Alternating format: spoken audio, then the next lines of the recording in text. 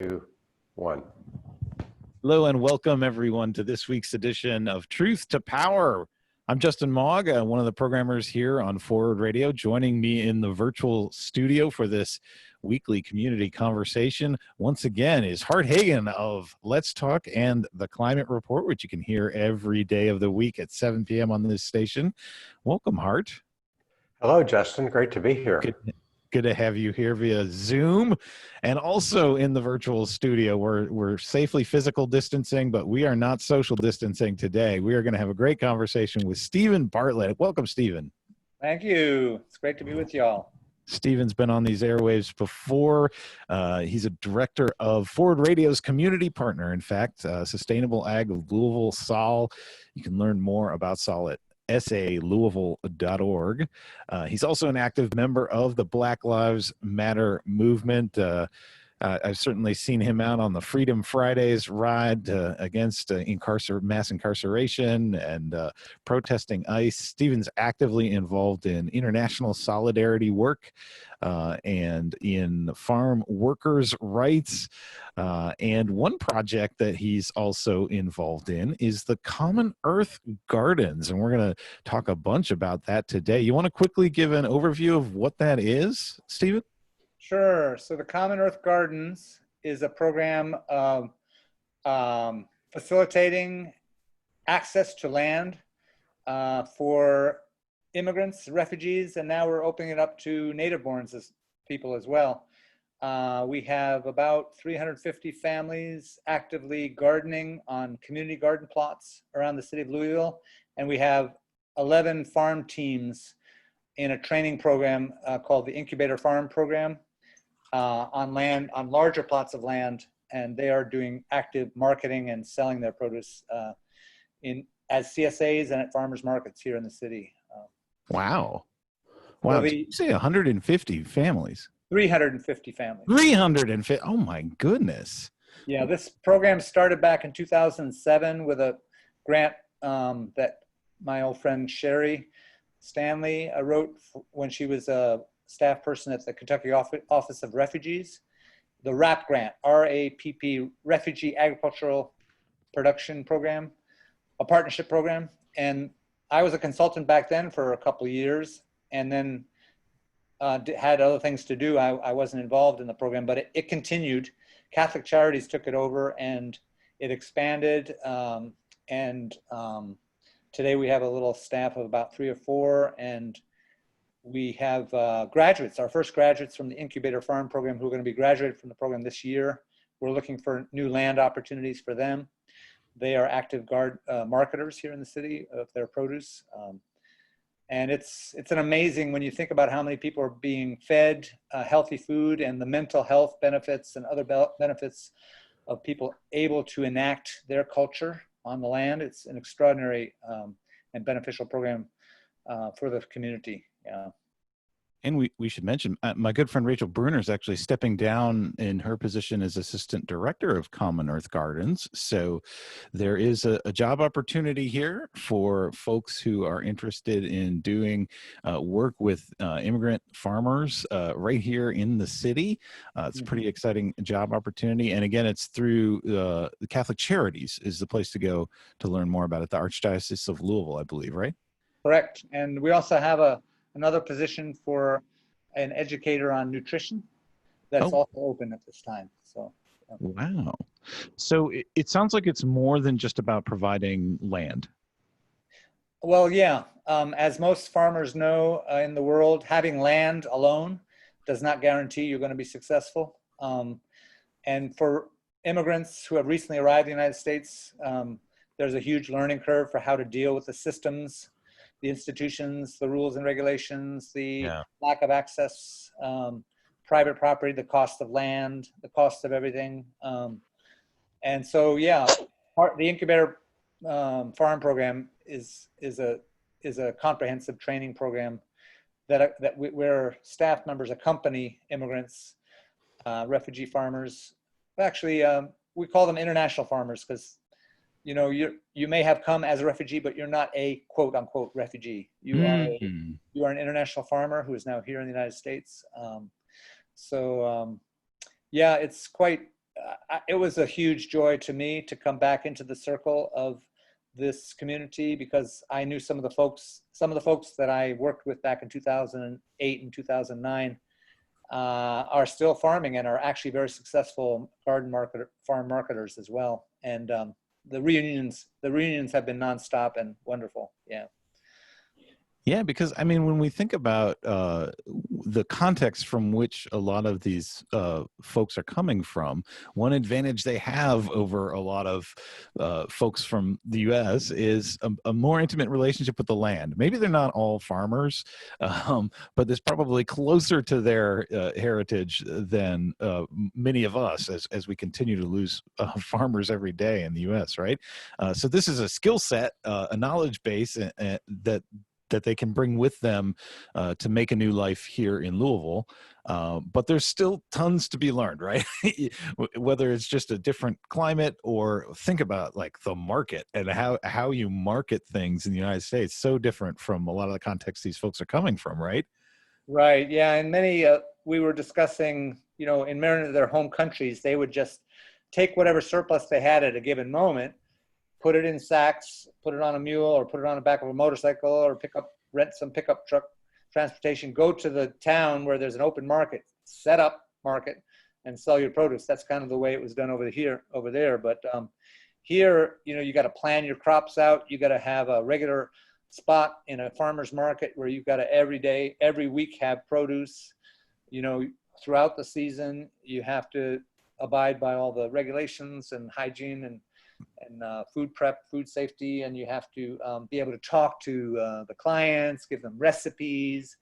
So you have what's interesting is now with these folks who have been gardening and farming for the last 10, 12 years, they have a new generation of young adults who are their offspring, daughters and sons, who now are fluent in English. They're keen on social media and technology, and they are able to help their parents market their produce. So there's quite a lot of new opportunities for this community now, with the growing new generation of more well adapted and sort of Americanized, in a sense, modernized, very smart, very wonderful young adults who are coming up in these families. Yeah.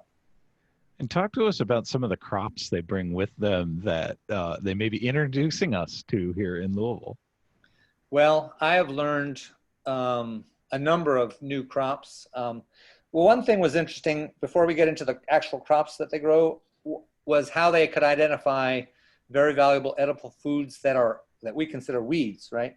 Oh, So in some of the gardens that back in 2008, I would notice like, oh, they're weeding around the weeds. So I would see some native purslane, which most farmers would consider a weed in their vegetable patch. They were going, oh, why do I have to plant anything? I got nature, Mother Earth just gave me my crop here, so let me just weed it, around it. In other words, so leave space so this purslane can really dominate the space, or this lamb's quarters, which, by the way, the greens of the lamb's quarters, which is a very common weed here, are 50% more nutritious than kale. Oh, wow. Yeah, by weight, So they've identified very high nutritious native weeds that they are also familiar with in their home countries. And they've like, well, why buy a seedling or a seed when Mother Nature gives me my food straight up? So, but that's one thing one innovation that they have done. And the other is they've brought certain crops that have high medicinal value, such as the bitter melon, such as a woody, bushy plant that the Burmese have brought that has a very sour leaf that is extremely nutritious and delicious in soups and stews, and is very drought hardy. It's a woody little bush with a deep taproot, so it's drought hardy. There are any number. I was just yesterday on the plot with our Kachin farmers. They are marketing at the Beachmont Farmers Market, and they were giving me to try what's called what do they call it? Some kind of water spinach. It was a delicious little green with a long, narrow leaf. The Kachin from Southeast Asia? Yes. Mm-hmm. Okay. And it's yeah, there's any number of greens that you might not be familiar with that are being grown by these farmers. Yeah. While we're on that, somebody at Louisville Nature Center about a year ago, I mean, Louisville Nature Center is just overrun, not overrun, but there's this false nettle, and you have to worry about, you don't want to get stung by it. You don't want to, but you can pick it, and it's supposed to be really good as a green, very nutritious like spinach or kale. But I mean, the false nettle is just everywhere at Louisville Nature Center, and I'm sure other places. Mm-hmm. So Yeah. I love the part about weeding around the weeds. It's like Mark Shepard said that, farmers make two mistakes. Most farm conferences, you're trying to figure out how to grow what doesn't want to grow and kill what wants to grow. Yeah. Yeah. Yeah. A lot of the learning curve is that, a lot of consumers of food here are not familiar and are kind of picky eaters. They don't want to try new things. So a lot of the, international farmers have to realize, well, what they want is lettuce and collards. Okay. So, to grow more of that for the market. So they're learning, they're adapting to what the local tastes are, and that's natural and a good thing. And some of them are very keen marketers in that sense.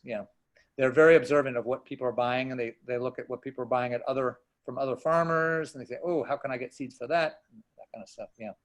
And I love this idea of food as medicine. And I think that's something that folks from other cultures could really help us understand better.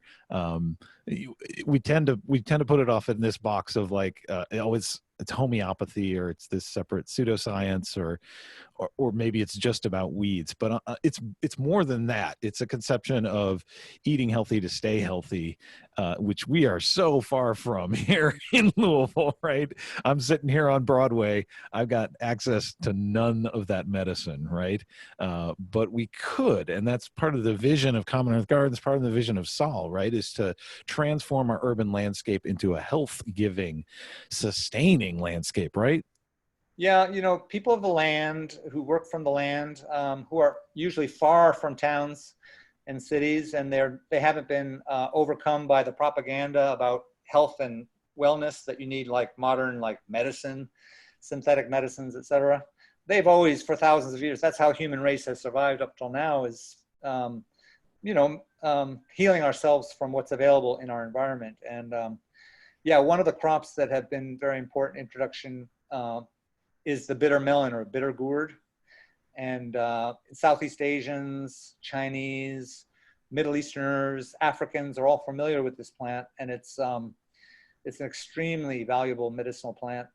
It looks like a cucumber, but it's rough on the edges, and it's extremely good for lowering blood pressure. I think there's a huge opportunity to make medicine out of this, that people with high blood pressure could take without having to cook it. And during the winter, I think, so there's a lot of interesting opportunities. Some people just eat that fruit on a regular basis to control their high blood pressure. And it doesn't have any of the side effects of most blood pressure medicines that people are dependent on. It's also good for diabetes. And I was just in the garden with a woman, a local neighbor here, who's been helping with gardening with our community garden. And she says for the Chinese, bitter herbs and bitter plants like the bitter melon are beneficial. Every Chinese knows it. You want to eat bitter in summer because summer is hot and bitter is a cooling factor. And so just in general, the yin and yang theory is, I lived in China for 2 years, and I absorbed a lot of the knowledge that Chinese shared with us about eating in season for the yin and yang, to keep the temperatures, the cool and moist and hot and dry in balance at any given time of the year. And that's sort of like eating in season, but it's also knowledge of particular plants and things to eat at different times of the year. Yeah.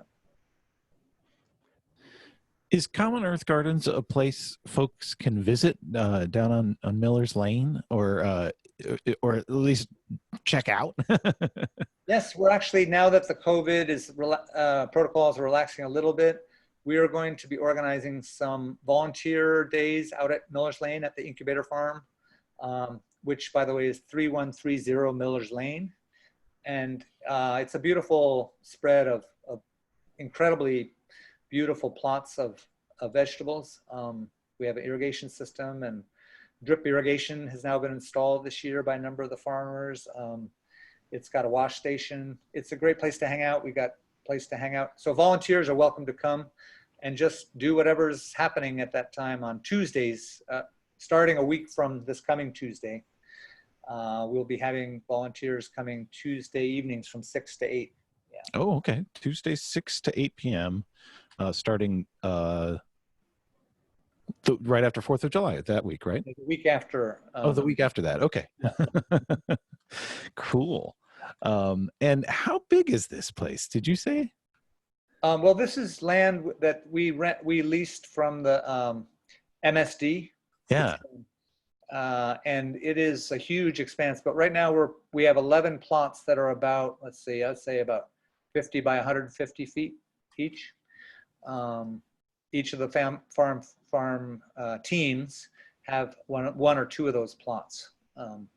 And we have farm teams from Somalia, from Burma, and who have passed and lived in other countries as well. We have one incubator farmer who's from Iraq, but we're working on digging a pond and starting an aquaculture project on his land out in Fairdale. Yeah, and we have other new, a guy from Congo might be starting next year with us there at the incubator farm. I think Justin said something about this earlier, but when it comes to immigrants, I think in the mainstream of American culture, we're accustomed to think, oh, these are people who don't bring a lot of skills, but actually they bring a lot of skills in terms of growing food and so forth. And those are the skills that we need. They're skills that should be valued more. And so I'm just saying. Yeah, we made that when COVID happened, and we were right away trying to be proactive. And Commonwealth Gardens came out with a strong statement under the banner of Catholic Charities, saying that farmers, gardeners are essential workers, should have the right to be out on their land, and also to take part in the farmers markets. And farmers markets are essential places, and as well, and cannot be discontinued. They are essential and absolutely necessary for our well-being, right? To have food to eat. And so these workers, yeah, they're all wearing masks. They're all, up on the protocols, but they are essential workers. I think being a farmer is like growing up in a musical family. A real true master of music usually grows up in a musical family with music around them, and they're learning it from the time they're little. I think farming is that level of skill as well. And just the other day, I was out there walking, and I was astonished. And one of the farmers, a woman from Somalia, about 60 years old, she had the most incredible cabbages, and they were already fully developed. And I'm like, how the heck did you do this? Yeah, the skill level is quite extraordinary, and they wouldn't even be able to maybe tell you how they know it or what they know, but they know it. They know, they have those skills, and a lot of it's, as I say, learned from working with the land from a young age. Well, one thing that, as part of the climate report, I have had to develop my own opinion about how do we get off of fossil fuels. And it's not always the answer that you find in mainstream environmentalists, if there is such a thing. But I say there are certain things that can be reduced by 90%, including air travel, including cars, and including defense. And I include industrial agriculture in that. If we could just reduce industrial agriculture by 90%, that would free up so much land, so much expertise. It would maybe have an impact in bringing land prices to within affordable rates. But am I on the right track with that? Absolutely. And actually that's the goal of the whole international food sovereignty movement, to defend this model, the model of small scale, knowledge-based, democratic process, democratic control of land and resources, the right of people to grow and eat the food that's appropriate to their culture, the right of small-scale farmers to have the opportunity to not be evicted, to have their land taken over by large-scale corporate-style agriculture, the right of them not to be dumped on by international trade, so-called free trade agreements, the right not to have their seeds stolen by the privatization and patenting of living things. So this is the big struggle.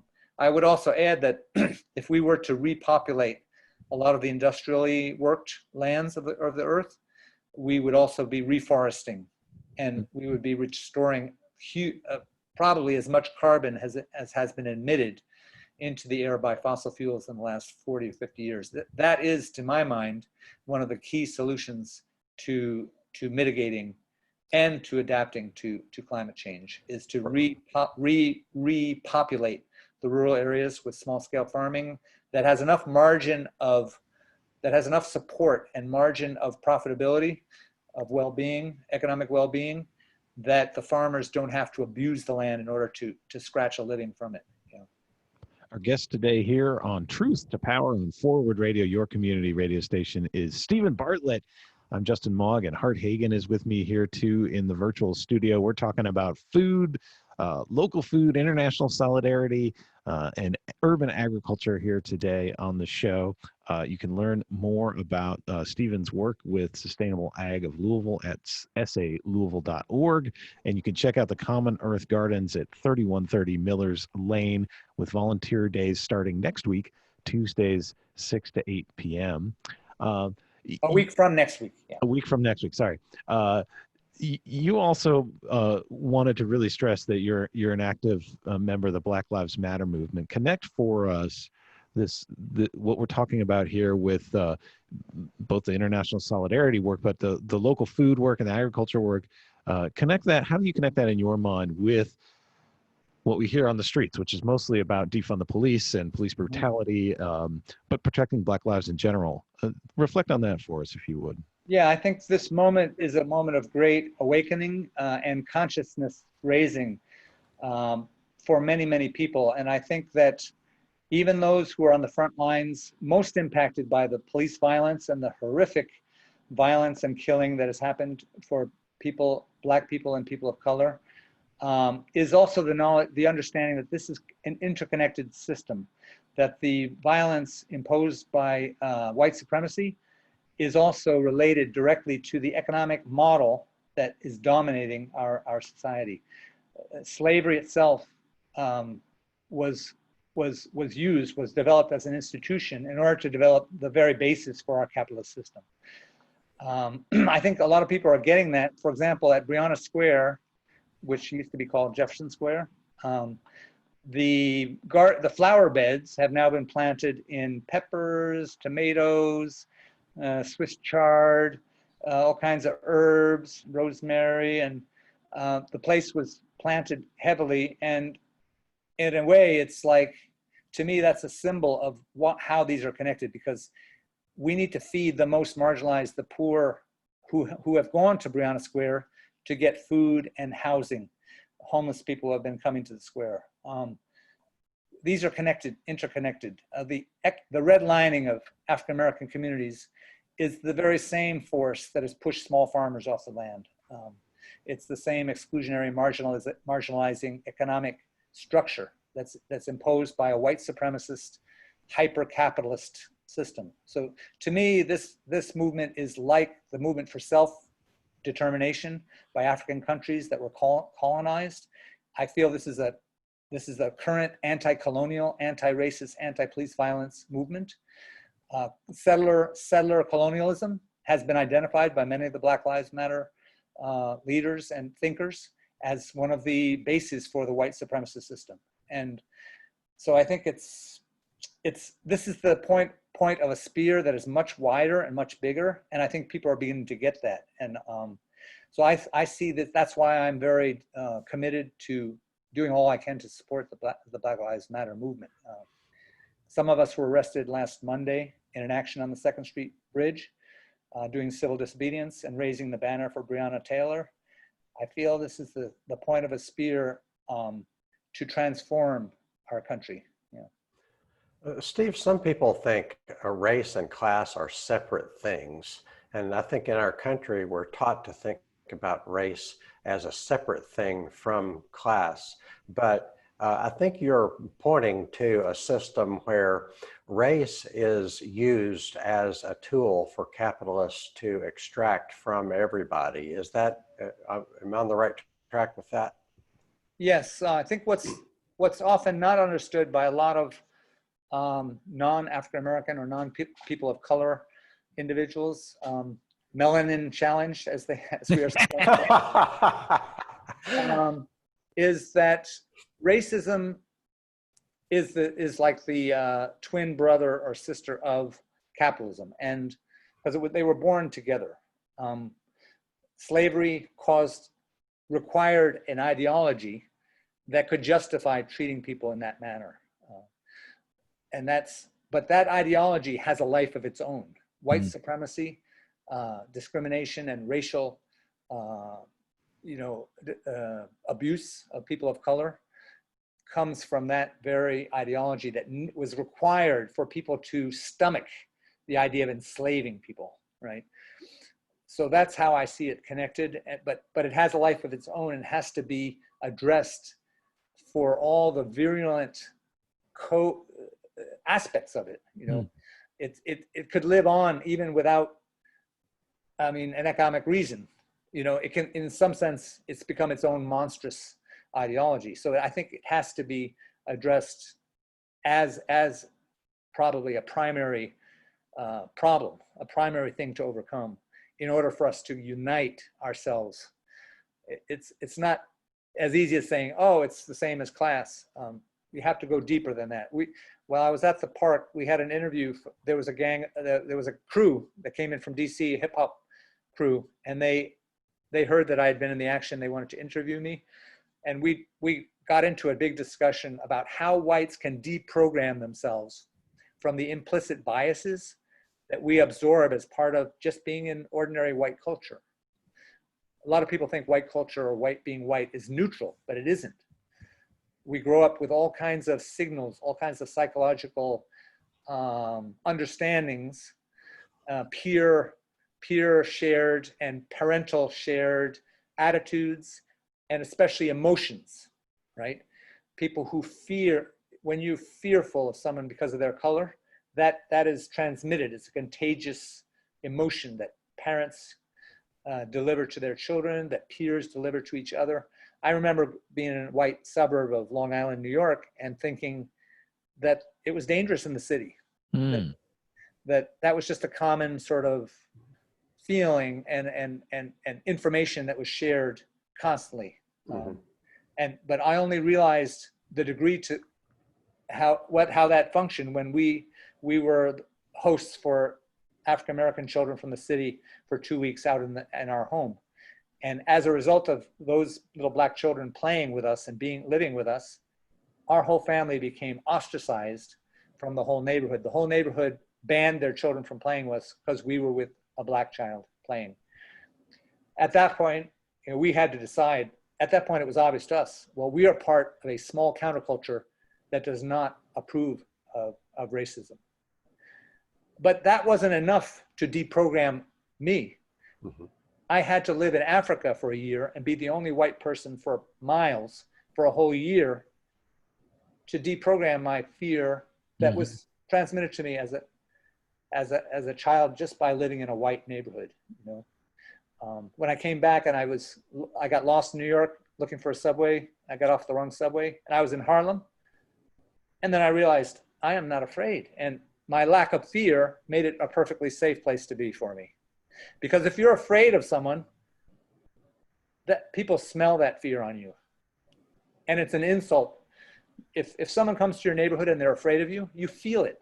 It's an insult, and it creates disharmony and distrust. And so fear that white people have of people of color that's taught in the culture has to be deprogrammed. And we had a discussion about how that could be done, and it's not easy. First, Yeah. first you need to train teachers to be deprogrammed themselves in order to find a method for training, for using in the schools, to deprogram people. But I think integration and exposure, and I was saying, look, come on out. You should come out to one of the marches. Every white person should come out to one of the Black Lives Matter marches and see that what you might have been afraid of is actually not to be afraid of, Yeah. Steve, you mentioned settler colonialism. What is that, and how does that connect to what's going on now with the protests, and also how does it connect to our food system? Well, in addition to slavery that was imposed here in the United States, before that was genocidal conquest of land and stripping of land from Native American peoples. So without that, I mean, that was the way in which we imposed ourselves and created settlements, right, here in the New World. And then, of course, that settler culture in the South took a turn toward large-scale plantations, which was an innovation to create monocultures at that time. In order to do that, they had to have a labor force. The indigenous people were dying off because of diseases and because of extermination and conquest. So they had to bring in Africans who had resistance to some of the diseases that were from the old world. And so they were brought kidnapped, enslaved, and forced to work. In the North, you had families, sometimes with other indentured people, but mostly it was the family's labor that went into the farming in the north of the United States, because there wasn't malaria. There's an interesting study. The Mason-Dixon line is the line in which malaria was prevalent to the south and not prevalent in the north. The English and European settlers up north couldn't have survived if there had been malaria up there too. By the way, the Europeans brought the malaria. It wasn't here before the Europeans came. It came from England. Malaria came to Jamestown Colony from England. Yeah. Didn't come from the tropics. It came from England. Yeah. So anyway, the colonial settler society, it's sort of like, think about South Africa as a good example. You had the English and the Dutch who took over the land of Africans in South Africa, right? And then it created a system of apartheid. Well, we had a system much like that, but it just wasn't called apartheid. Mm. African Americans have lost most of the land that they were able to acquire after the abolition of slavery, as they were driven because of Jim Crow and because of the horrors and lynchings, et cetera. They moved north where new industries were developing that could hire them, that great migration. So, there's a lot to say about the history of the United States and how settler colonialism was the basis for that whole system that was established here. Yeah. Well, and it makes me think about the level of trauma that exists in this nation that most white folks are able to forget about or even celebrate that period with Confederate flags and things like that. That blows my mind. But I'm thinking about the trauma that it still exists within the Black community and how that translates to their thinking about agriculture, because this trauma was done in the fields. And I can easily imagine how that would make Black folks in the U.S. today not want to come anywhere near a field. Have you encountered that or have any thoughts on that, Stephen? I think there's a lot of that, but there's also a lot of that I think there was also trauma for small-scale white farmers as well. A lot of people fled the farm because of the harsh, marginalized situation, the harsh labor, the bankruptcy that was hanging over their heads, losing the land under indebtedness, the young people being forced to work, and by very stressed out, traumatized farmer parents. And they also don't want to see a hoe. So I don't think it's just a African-American phenomenon, the flight from, farm labor and stuff like that. But yes, I think, but yet today in the food movement, we have these fantastic, beautiful, very visionary African-American activists leading people back to the land. And it's a very important part of our movement. The U.S. Food Sovereignty Alliance is right now working on expanding the representation at every level to include much more people of color, to change our culture so that our spaces are welcoming toward a diverse group of people, whether urban or rural, people of color, indigenous, et cetera. So this is an ongoing work that we need to do and continue to do. I'm glad that you brought that up, Justin. Yeah. Well, one thing we need to do is change the economics of farming. And I read a book called Civilized to Death by Christopher Ryan, and he talks about the NPP, the narrative of perpetual progress. So we're taught that, we Americans, we're the richest, therefore we're the best, and we're the result of all this progress. And one thing that I was taught in school that represents progress is people migrating from the farm to the city, or from the rural to the urban. And I no longer think that's progress. For one thing, it's something that was forced by the economics of the situation, because the bankers and the other owners of capital were able to change the economics so as to always push the small farmers out of business. And then we end up with more and more urbanization, fewer and fewer people farming more and more land. And when you mechanize everything, the work that used to be done by people is now done by pesticides, and is done by fertilizers, and is done by big machines that are themselves sold and controlled by monopolies. Mm-hmm. So and then Vandana Shiva is talking about how we need more people to care for the land. We don't need less people to care for the land. We need more. We need people who can distinguish between a weed and a wildflower, and people who can distinguish between maybe an invasive weed and something that might be edible. But we need and there's nothing that should be undignified about farming, but we have made it. We have this narrative about farming being undignified. Like Wendell Berry will talk about people saying, "I'm just a farmer," like that's some kind of lower status. Thank you, Hart. Yeah, part of our work is to raise up and just give credit where. Change the image. I mean, it started to change a little bit, that farmers, local farmers are kind of raised up a little bit as heroes, bringing in the healthy food in the middle of the food deserts and all that, and this horrible industrial food system we have.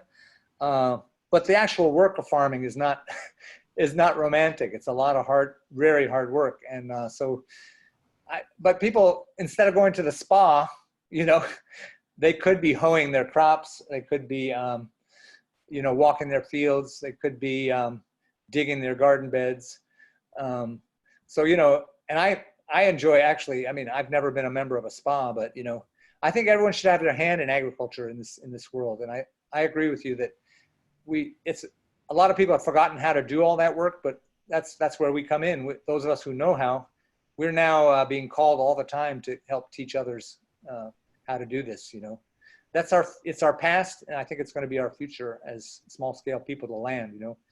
The word peasant was denigrated in our vocab, in our dictionaries, right? By the way it was taught in school, that you're just a peon of a feudal lord or something.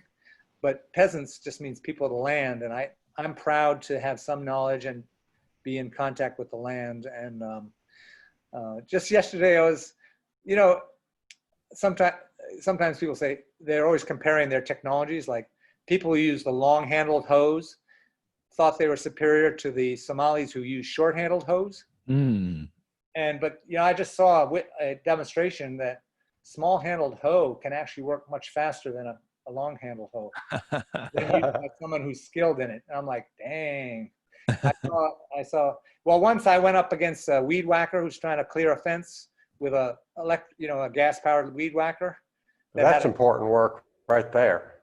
That had a special blade put on it, But with a machete, with a well-sharpened machete, I wiped him out. He couldn't compete with me. You know? So, you know, if you have good knowledge of a simple technology, sometimes it's the superior technology, but people just don't realize that. Instead of having a noisy weed whacker that's always breaking, you have to keep changing the thing. If you have a good machete and some good skills, you don't need to bother with that, you know. I think I got off the topic, but That's what we do. Steve, once when we were talking, you talked about the simpler the tool, the more sophisticated is the knowledge of, is the skill of using that tool. Like you were talking about somebody using an axe like it was Michelangelo or something, just all the different speeds and angles that you can swing that axe and create something with it. Yeah, no, I think that was coined. I don't know if Wendell Berry coined it, but he was the first one I heard saying the simpler the technology, the greater the skill or knowledge required to use it. And so when you simplify, when you make technology more sophisticated, you dumb down the user of that technology, right? So like think of a car mechanic now. Car mechanic, what do they do now? They hook up your car to a computer and it tells you just got to replace this part. It doesn't tell you how to fix the part. If you didn't have a store you could order that part with, which costs a lot of money, by the way, Right. you would have to fix, you know, you'd have to, in the old days, like, so technology that was built before like 1960s, 1970s, you can actually fix it, you can actually make tools or make parts for it, you know, but with modern cars, you can't do that. So it takes it into the hands of the corporation away from the local practitioner who use their knowledge and skills and experience with those parts to fix those machines, right? Well, Steve, you've been around a lot of places around the world: China, Dominican Republic, Venezuela, Africa, and I'll be darned if I didn't forget what I was going to ask. But it's something to do with nutrition. When I think of nutrition, or when I think of our food system, I think of something that delivers poor nutrition. We have this, you know, cheap food policy that's all about cheap food, but yet it's poor nutrition. So if Steve Bartlett was king of the world or king of Louisville, you know, we can dream. So if Steve Bartlett were king of Louisville, what would you change about our food systems so as to deliver better nutrition and maybe be fairer to farmers? Well, after abolishing the monarchy, I would, so that I don't lose my head, you know, I would. This is enlightened self-interest here. No, I mean, basically, yeah, you know, just look where you are and look around you, you know, see what the resources are right at hand. I think we need to have equitable access, not equal access, but equitable access, which means to each according to their need. If I need X amount of land to produce and I have enough capacity, strength, energy to work that land, then I should have access to that amount of land. Right now, everything is private property. The whole idea of private property was the doom for native peoples across the world when it was imposed by Europeans. And that came out of a feudal lord mentality, that the feudal lord was the owner of the land and then extracted your labor to work that land. And then that became capitalistic. And the commons are still being enclosed. So I think I would advocate for a radical redistribution of commonly held lands and maybe an agrarian reform, land reform program. I would advocate for water to be subsidized. We have a water company here, but it's under governmental regulation. I would say the government have to nationalize that, take that over as an autonomous common good. I think water then should be distributed, again, according to people's needs and what they can do with that water. I think right now, a lot of what's holding a lot of farmers, gardeners here in the city back is the cost of water. The cost of water is almost prohibitive in some instances. So the common goods, seeds, land, water, all those common we should find a way to make them accessible to as many people as need and want to have access to those resources. I think that would transform and that brings what the indigenous people call autonomy. Autonomy means you have access to what you need. It means you have control over your own production and your own consumption. And I think autonomy is the watchword. It's the principle that we should all consider in any given moment. How much autonomy are people being given? How much self-determination do they have over their lives in terms of producing and providing what they need in their own family well-being and health, et cetera? Yeah. In order to do that, you would have to kind of redistribute intergenerational wealth. It's like the means of production are owned by a small class of people, many of whom have inherited that wealth and privilege. And you're talking about, empowering people. You're saying that equal rights doesn't just mean the freedom to not be harassed by the state, which we don't have that either. But you're saying that equal rights involves having some economic means to utilize our shared resources like water and land. Yes, most of the religious traditions of the world have spoken without any ambiguity on this issue. In the Christian tradition, every 49 years, all debts, the Jubilee means that all debts have to be annulled. All land that had been taken up in that time had to be returned to its original inhabitants. In Islam, usury or requiring interest payments on loans, etc., is considered a sin. It's considered a sin against God. Those traditions teach us what we need to know about how to undo intergenerational wealth. In Native Americans, in some traditions, when a person dies who may have accumulated some, more land and goods than others, that cannot be inherited. It has to be redistributed among the collective of the tribe. So I think we have those lessons from other cultural traditions and from our own religious traditions on why that's necessary and why it's essential. I've been trying to develop a list of things that local government can do to change the food system or whatever else we need here. And I'm kind of accustomed to thinking that, such and such a thing is state policy or federal policy. But what you said about water is something that local government can do. Local government can set up a system so that people who legitimately need water can get a coupon or a ration certificate. And some people are afraid of that because, we don't want to ration, but there is rationing. We have rationing. Your ability to pay for water is the limitation on your ability to use water. So yes. Yeah, it's worth thinking about. And I think the Food in Neighborhoods organization, if people are interested, we're working on some of those policy issues: access to land, vacant properties, the issue of water, and how it can be provided with greater access to people who need it, for whom it's prohibitive, the cost of water. So these are some of the issues.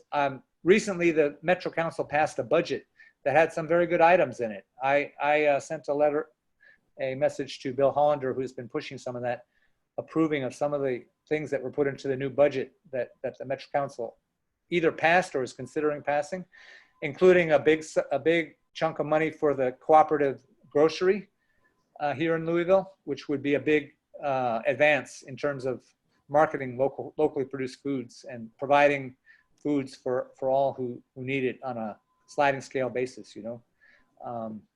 So I think it's worth looking into what's happening, and that budget comes out of the push now on the Black Lives Movement. All these changes are coming because of this strong, powerful movement from below that is pushing people to rethink everything.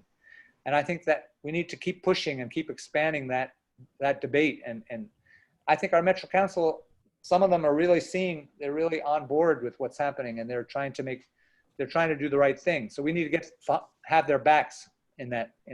Yeah.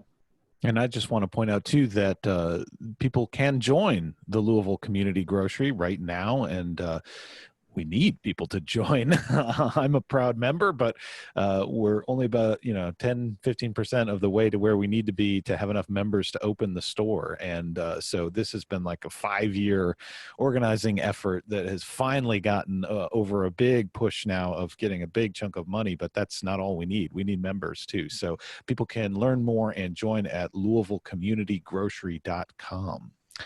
We're nearing the end of our time. We got 10 more minutes left. You've shared a little bit of your vision for a more just and sustainable Louisville, and certainly food is at the heart of it in a lot of ways that we think about it.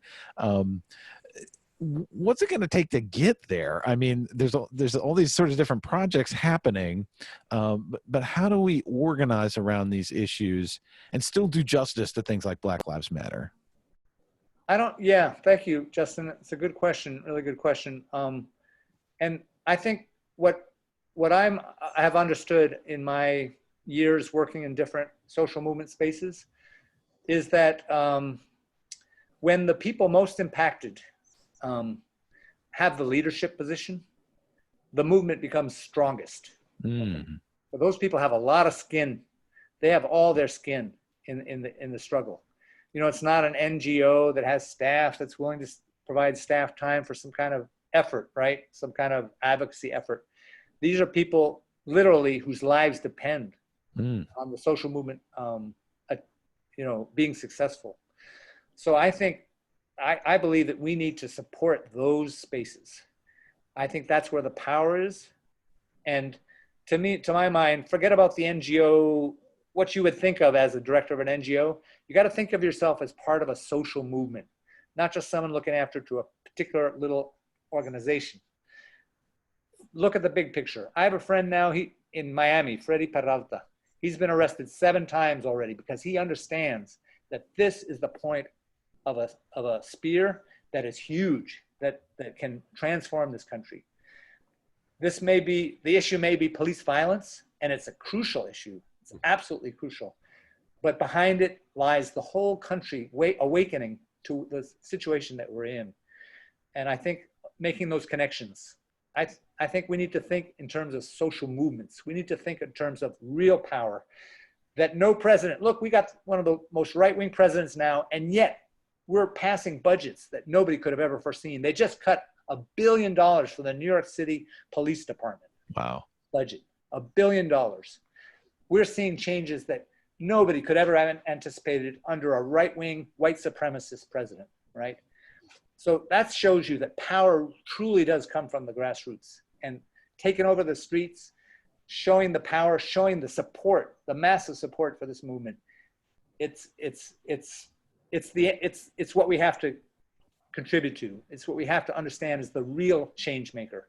So, those of us who have other knowledge and we're positioned to work on water subsidies, to work on land access. We need to connect our struggles with that larger social movement. I think we have to think in terms of social movements, learn our history from the civil rights movement, the anti-war movement, the abolition movement.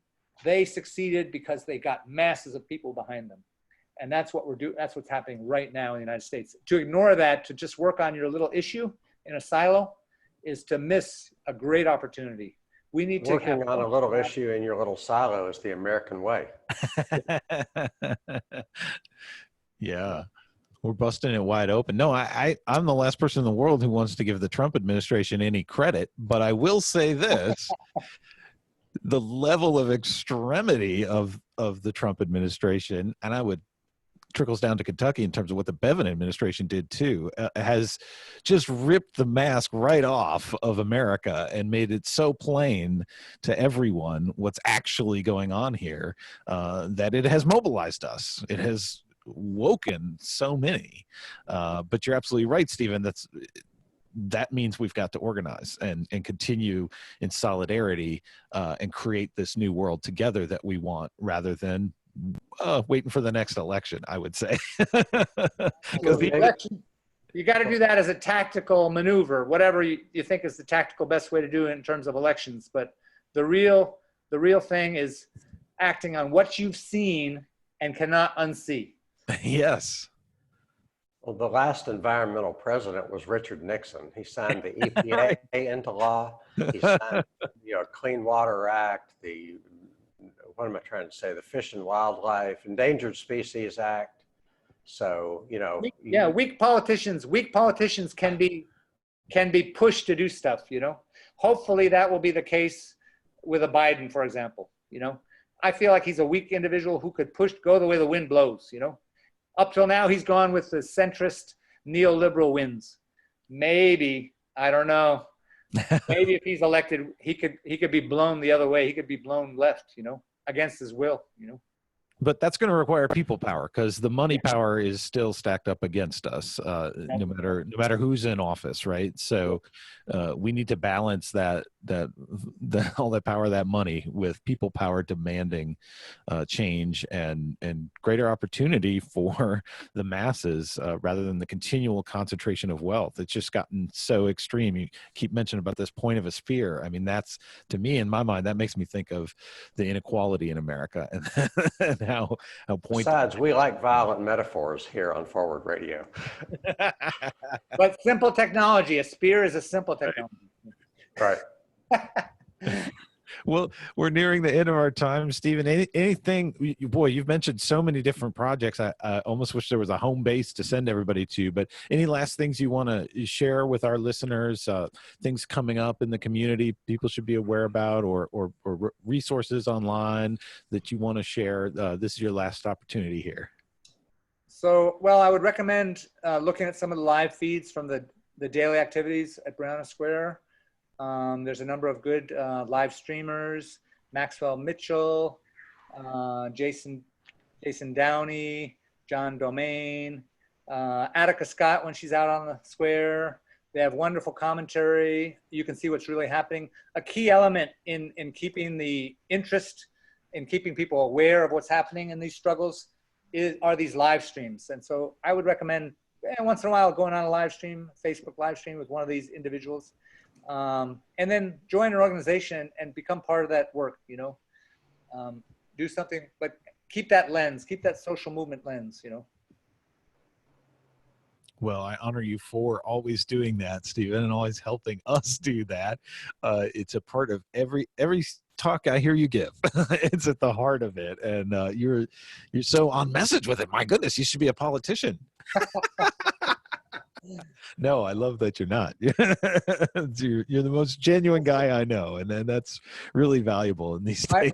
My big innovation was when we were locked up in the jail a Monday night. Was we created out of the blankets and hygiene kits, we created a chess set that we played a number of very dramatic chess games in. And then we were like sneezed, and that was the end of that. They couldn't break us. We had chess. Yeah. Right. That's awesome. All right. We are out of time here on Truth to Power. My name is Justin Mogg. I'm host of Sustainability Now, and I want you to tune in to the show every Monday at 6 p.m. midnight and then 10 a.m. Tuesday. Coming up this week, I've got an exciting conversation with some other Forward Radio programmers, Brian Barnes and Patty Payette, hosts of Critical Thinking for Everyone. I've been wanting to have them on my show for a long time, so we talk about sustainability and critical thinking. Hart Hagen, a host of Let's Talk and the Climate Report every day at 7. Anything coming up you want to promote? We're always talking about the untold history of the United States. This is a one-man war against ignorance of United States history. I love it.